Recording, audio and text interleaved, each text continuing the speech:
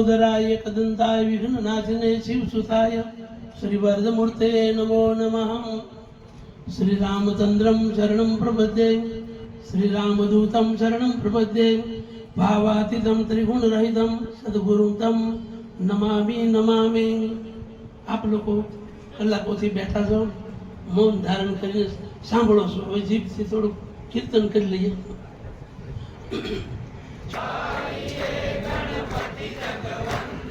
ગાઈએ ગણપતિ જગવંદન, શંકર સુવન ભવાની કે નંદન, શંકર સુવન ભવાની કે નંદન, શ્રી રામ જય રામ જય જય રામ, બોલે શ્રી ગજાનન ગણપતિ મહારાજ. અશોકભાઈના સન્માન પ્રસંગે ઉપસ્થિત આદરણીય ધારાસભ્ય ગૌતમભાઈ, કારણ કે અમારા ગોપનાથમાં એમ જે ગોપનાથ વિસ્તારના એટલે ગોપનાથ દાદાની એમના પર કૃપા છે એમ કહું તો ના નહીં. બીજા આશ્રમ પરિવારના જેવા બચપણથી મને આમ તો આ ગણપત દાદાનો ઇતિહાસ એકવાર એમને બાપુજી પૂછે, દીવુભાઈના બાપુજી ડૉક્ટર સાહેબે, અમે ડૉક્ટર સાહેબ કહેતા, તો મને કે બાપુ આનો ઇતિહાસ મેં બધું કીધો મેં, અને અહીં પણ કહેવાનું છું. એવા આદરણીય જિલ્લા ભાજપા પ્રમુખ દીવુભા સાહેબ અને પરિવાર બ્રહ્મ સમાજના પ્રમુખ મહેન્દ્રભાઈ, જેમણે આ આયોજનની અંદર પૂર્ણ માર્ગદર્શન આપી અને આપ સૌને મંચાતીત અને રીતે એ કાર્યક્રમ યોજવામાં મુખ્ય જેમનો સિંહ ફાળો છે એવા આદરણીય સર્વોત્તમ ડેરીના ચેરમેન મહેન્દ્રભાઈ પનોત, યાર્ડના ચેરમેન વિક્રમસિંહભાઈ, તાલુકા પ્રમુખ શ્રી, જિલ્લા પંચાયતના સદસ્યશ્રીઓ, તાલુકા પંચાયતના સદસ્યશ્રીઓ અને જિલ્લા ભાજપના અને આગેવાનો, ઈશ્વરા ગામથી લઈ અને પધારેલ સૌ દરેક સમાજના લોકો, પાલીવાલ બ્રહ્મ સમાજના વડીલો, માતાઓ, બાળકોથી લઈ અન્ય દરેક સમાજના લોકો અહીં ઉપસ્થિત છે. એ સૌને સુભાષિત સાથે સંજય ભગતે આરતી ઉતારી ગણપતિ મહારાજની, એટલે સંતોના આશીર્વાદ એમાં આવી ગયા, ગણપતિ દાદાએ આપી દીધા. પણ મને કહેવામાં આવ્યું છે સંચાલક તરફથી કે તમારે તો ગણપતિ દાદાનો ઇતિહાસ પહેલા કહેવાનો. જે રીતે મહેન્દ્રભાઈ સરસ રીતે આખું ટેકર કરીને એમણે અશોકભાઈથી લઈ અને સૌને કઈ રીતે રાજકીય વિસ્તાર કરવો એ વાત સમજાવી દીધી. અમારે હવે આશીર્વચન માટે તો પહેલા ગણપતિને યાદ કરું. આ ગણપતિ દાદાનું સ્થાન ચેતન છે, ચેતન સ્થાન છે. એટલા માટે એક અમદાવાદ પાસે કોટ ગાંગડ ગામ છે, ત્યાં ગણપતિ ચેતન ગણપતિ છે. બીજા ગણપતિ ઢાંકમાં 12 ગામ વાળા દરબારોના છે, એ ઢાંકના ગણપતિ એ ચેતન્ય છે. અને ત્રીજા ગણપતિ આપણા આ ઈશ્વરાની ધારના ગણપતિ, એ ગણપતિ દાદા, એનો ઇતિહાસ મેં જે સાંભળ્યો છે એ પ્રમાણે આપણે કહું. અહીં સિદ્ધનાથ મહાદેવનું મંદિર પાદરી ગામે, ત્યાં આગળ પાદરી ગોહિલને ત્યાં, અને સિદ્ધનાથ મહાદેવનો મેળો ભરાતો. કારણ કે ઉત્સવ પ્રિય ખલું જના, હા માણસને ઉત્સવ પ્રિય છે. શ્રાવણ મહિનો આવે પહેલા એવી તો વાહનોની સગવડો હતી નહીં, ચાલીને જવાતું.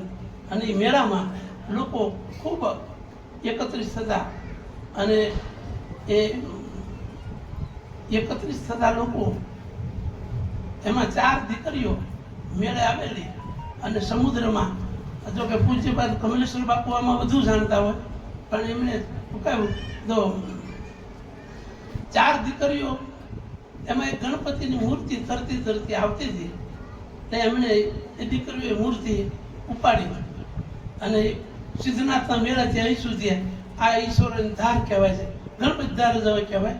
અને ધારે આવી અને થાકી ગયો, જે વિશ્રામ લીધો, અને પછી આ મૂર્તિ છે એ ફરીવાર ઉપાડવા ગઈ તો ઉપડી નહીં, અને ગણપતિ દાદા સ્થિર થયા ચેતન ગણપતિ, એ ચારે ગણપતિ. આજે અશોકભાઈ જે છે એમના ઈષ્ટદેવ ગણપતિ છે, એટલે આ કાર્યક્રમ અહીં. અને ગણપતિના આશીર્વાદથી આજે એમને આજે ઉચ્ચ પદ મળ્યું છે. ભાવનગર જિલ્લાનું રાજયોગ પ્રાપ્ત થયો છે ને આ બંનેને રાજયોગ. આમ તો દીદુભાઈ ઉંમર કાંઈ એવી પણ નથી, એટલે અશોકભાઈને જે રાજયોગ પ્રાપ્ત થયો છે એ ગણપતિ દાદાના પ્રતાપે ફરીવાર જય બોલાવીએ. બોલીએ શ્રી ગજાનન ગણપતિ મહારાજ. અને એ રાજયોગ આપ્યો છે ને એ રાજયોગ એમને આગળ વધારે એવી અહીંથી ગણપતિ દાદાને પ્રાર્થના કરી. અને શાંતિ પર્વ છે મહાભારતમાં, એમાં ભીષ્મ પિતામહ પાનસૈયા પર સૂતા છે અને યુધિષ્ઠિરને રાજધર્મ સમજાવે છે કે લીડર કેવો હોવો જોઈએ, લીડરમાં કયા ગુણો હોય, લીડરની પાસે શું હોવું જોઈએ. તો લીડર એટલે નેતા, અને ગણપતિ મહારાજ છે ને એ નેતા છે અને તત્વવેતા છે. ગણપતિ સમાજના નેતા છે.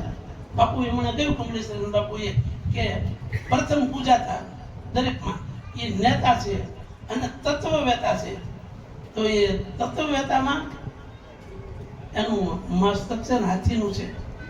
એવું કહેવાય છે કે હાથી છે ને સૌથી બુદ્ધિમાન પ્રાણી છે પ્રાણીઓમાં.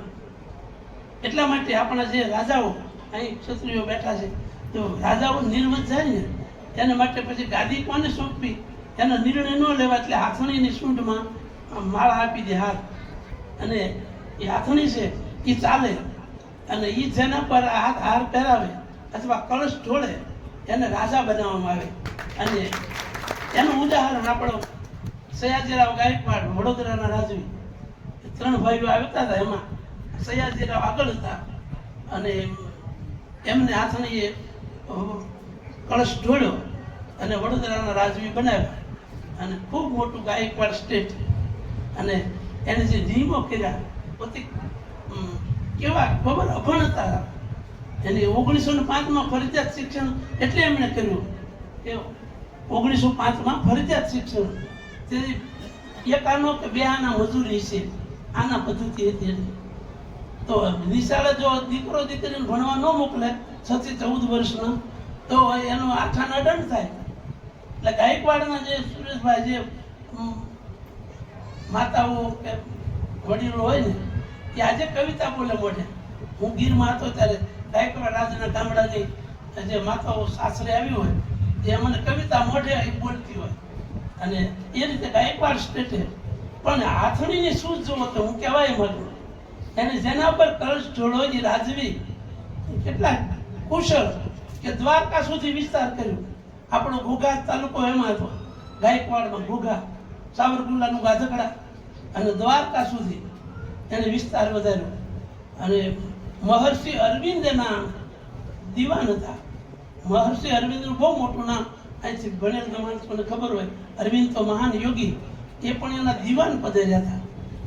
અને એ પાછા એના દીવાન પદે રહ્યા પછી એની સલાહમાં પૂરેપૂરો આદર રાખતા. એક વખત એ બહુ સમય નથી પણ હવે વિષયાંતર નહીં ગણતા, હવે બંને જતા હતા. એક ડોશીમાં દૂર આમ આ બેનને જોયા, દાઢીવાળા મહારાજને, પણ એની એક યુવાન છે તે બેનને ચાલ્યા જતા હતા. ડોશીમાં એ ભારો ઉતાર્યો, થાકલો લેવો બેઠા. જ્યારે નજીક આવ્યા ને ત્યારે કીધું કે એ દીકરા મને ભારો ચડાવીને, એટલે સયાજીરાવ પોતે ત્યાં પધારે છે અને ડોશીમાને ભારો ચડાવે. ભારો ચડાવ્યા પછી ઘટના એ બની કે અરવિંદ મહર્ષિ હસવા માંડ્યા. થોડું આમ સ્મિત કર્યું, આમ ખડખડા રસો ને મોટા પુરુષો એ શાનમાં જ કહેતા હોય, તો સ્મિત કર્યું એને. એટલે સયાજીરાવ સમજી ગયા કે કેમ યોગીરાજ હસો છો? નહીં કઈ વાંધો નહીં, ના ના મને વાત કરો. ઊભા રાખ્યા ત્યારે એને એટલું બોલ્યા હતા, મહર્ષિ અરવિંદ બોલ્યા કે ગાયકવાડનો રાજવી છે એ કોઈ જીવનો ભાર ઉતારે કે જીવ ઉપર ભાર મૂકે. અને સયાજીરાવ પાછા ફર્યા, ડોશીમાની પાસેથી ભારો લઈ લીધો અને માણસો બોલાવી અને એ ભારો એના ઘેર મૂક્યા. અને ડોશીમાને ફરી જીવનભર ભારો લેવા ન જવું પડે એની વ્યવસ્થા કરી છે.